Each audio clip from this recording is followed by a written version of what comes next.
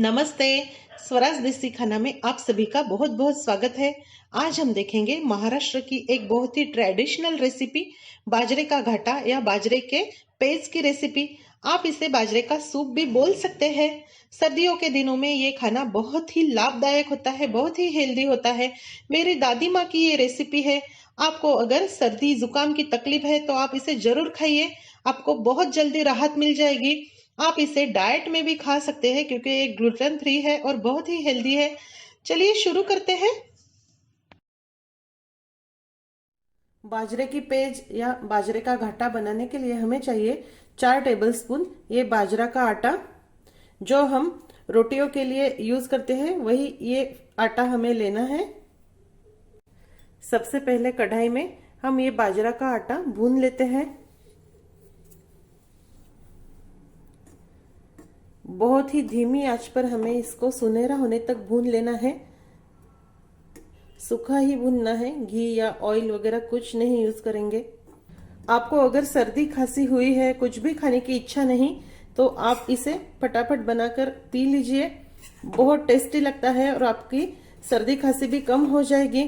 आप डाइट पे हो तो भी आप इसको खा सकते हैं क्योंकि ये ग्लूटेन फ्री है। हमारे यहाँ इसको डिलीवरी होने के बाद जो माताएं होती है उनको दिया जाता है क्योंकि इससे बच्चों के लिए दूध अच्छी मात्रा में आता है। बाजरा की जो तासीर है वो गर्म होती है, इसलिए सर्दियों के दिनों में इसको हमेशा खाना चाहिए। बाजरे का आटा अच्छी तरह से भून चुका है। सौंधी सौंधी खुशबू इसमें से आ रही है और इसका कलर भी हल्का सा बदल चुका है। अब हम इसको एक कटोरी में निकाल लेते हैं। इस कटोरी में मैंने ये आटा ठंडा कर लिया है। आपको अगर रोज रोज पेज बनानी हो तो आप इस तरह से बाजरे का आटा भूनकर ठंडा कर कर इसे एयरटाइट कंटेनर में रख सकते हैं। ये 1 महीना तक भी खराब नहीं होता है और बस 2 मिनट में आपका पेज या आपका सूप बनकर तैयार होता है। बाजरे का आटा ठंडा हो गया है। अब हम इसमें 1 कटोरी पानी थोड़ा थोड़ा करके मिलाएंगे। इसमें गांठें बिल्कुल भी नहीं बननी चाहिए। थोड़ा थोड़ा करके मिला लो और इसका एक पतला सा घोल हमें बना लेना है।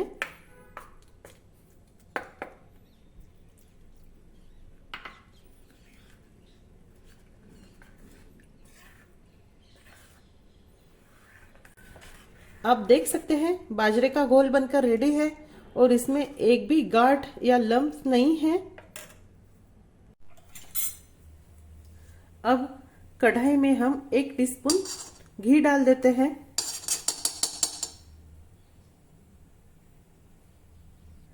घी गरम हो गया है। अब इसमें थोड़ा जीरा डालेंगे, चुटकी भर हींग,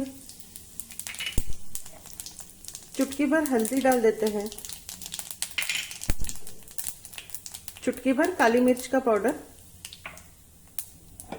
अब हम इसमें 3 कटोरी पानी डालेंगे।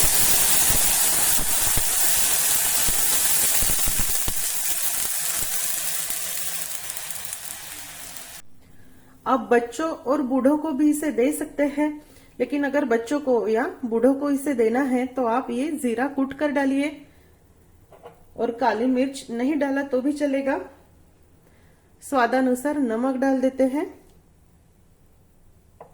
छोटे बच्चों के लिए ये बहुत लाभदायक है क्योंकि इससे हड्डियां मजबूत होने में आसानी होती है।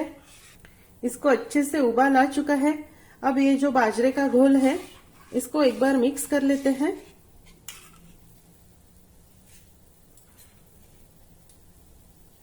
और धीरे धीरे करके इसमें डाल देंगे।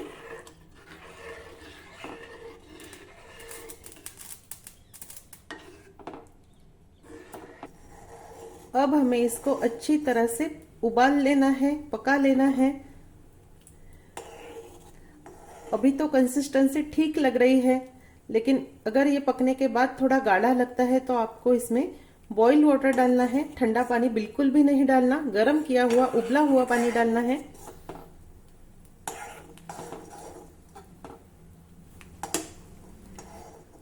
आप देख सकते हैं इसमें अच्छी तरह से उबाल आ गया है और इसकी कंसिस्टेंसी भी ठीक है। गैस बंद कर देते हैं और इसमें थोड़ा धनिया मिलाएंगे।